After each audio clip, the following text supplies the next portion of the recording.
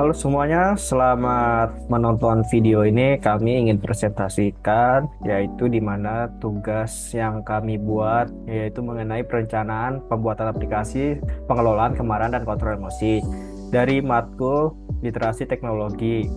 Nah, di sini saya bernama Muhammad Firmansyah dan juga teman-teman saya yang saya akan sebutkan. Yang pertama ada Raden Rifki dan juga ada Muhammad Tafa, Buat Farudin, ada Fardan Asia Asyami, Naila, terus juga Fadlan. Sebelum pendahuluan, saya ingin menyampaikan kalimat terlebih dahulu, yaitu we express our gratitude of to Almighty God and enabling us to complete this report. So the title, the planning, the development of the anger management and emotion control management control application.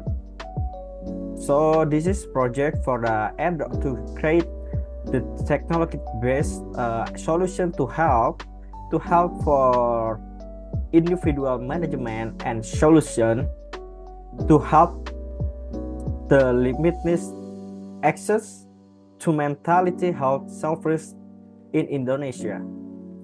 This is report the result the collaboration among our team member, and we are grateful for the guidance and support provided by various parties throughout its preparation. We hope this report contribution to a rising awareness and improving emotional management in the society, and we welcome constructive feedback to enhance this work for the Bandung December 2024 the team. So saya akan menjelaskan yaitu mengenai pendahuluan, yaitu jadi di mana di tahun-tahun yang sudah berlalu dan juga sekarang, di mana kita sebagai masyarakat Indonesia itu tekanan dalam mental kita itu sangat meningkat.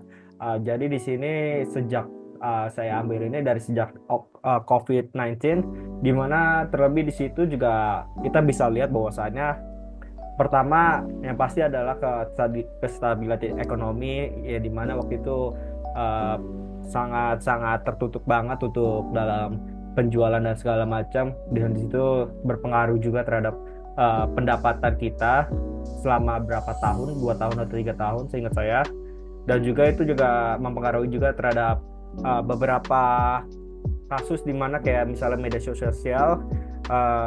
Saya ngambil ini sebagai dari dasar risetnya ini dari kesehatan, riset kesehatan dasar Rinkesdas di tahun 2018 yang sebesar 6,1% di Indonesia ini. Saya melihat bahwasannya sudah terkena gangguan emosional. So jadi saya mengambil hal tersebut dikarenakan layanan kesehatan mental terutama di dekat-dekat perbatasan atau juga terpencil sangat-sangat buruk ya. Untuk kenapa sih saya membuat aplikasi ini? Jadi pada intinya adalah saya ingin hadir dengan aplikasi ini dan juga teman saya ini untuk menjawab kepada kebutuhan masyarakat, apa sih solusi terhadap kesehatan terhadap mental kita yang gampang diakses dan juga gampang digunakan dalam beberapa kondisi tertentu yang tidak memungkinkan ketika kita ke tempat psikiater atau segala macam. So aplikasi ini juga saya rancang dan bersama teman saya untuk meredakan stres, juga mengelola terhadap kontrol emosi yang lebih efektif dan secara ilmiah ya. Lalu selanjutnya untuk manfaat dan tujuannya, yang pertama ada manfaat yaitu mendukung kesehatan mental. Aplikasi ini memberikan akses kepada masyarakat untuk belajar mengelola emosi dengan cara praktis dan mandiri. Lalu manfaat kedua yaitu mengurangi konflik sosial. Dengan kemampuan mengelola kemarahan, potensi konflik domestik dan sosial dapat ditekan. Lalu yang ketiga, dukungan yang fleksibel. Aplikasi ini tersedia kapan saja dan di mana saja, memungkinkan pengguna untuk meredakan emosi tanpa bergantung pada bantuan profesional. Lalu untuk tujuannya, yang pertama membantu pengguna mengelola emosi secara mandiri dengan panduan yang mudah diakses. Yang kedua, meningkatkan kesadaran akan pentingnya pengelolaan emosi sebagai bagian dari kesehatan mental. Lalu yang ketiga, mengurangi dampak negatif dari sosial media sosial terhadap emosi pengguna.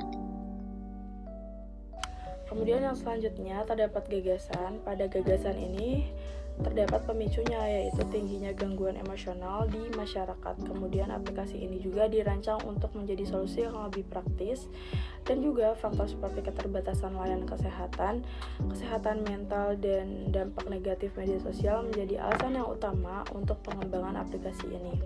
Kemudian aplikasi ini juga menyediakan fitur-fitur utama seperti yang pertama ada pelacakan emosi, yaitu grafik pola emosi harian untuk memahami fluktuasi emosi penggunanya. Kemudian yang kedua ada teknik relaksasi seperti panduan pernapasan, meditasi, dan latihan relaksasi.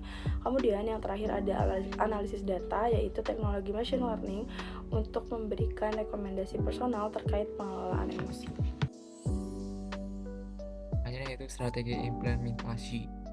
Langkah implementasi nomor 1, mengembangkan kolaboratif, melakukan ahli psikologi untuk memastikan akurasi konten. Yang kedua, uji klinis, menguji aktivitas aplikasi dengan menggunakan nyata.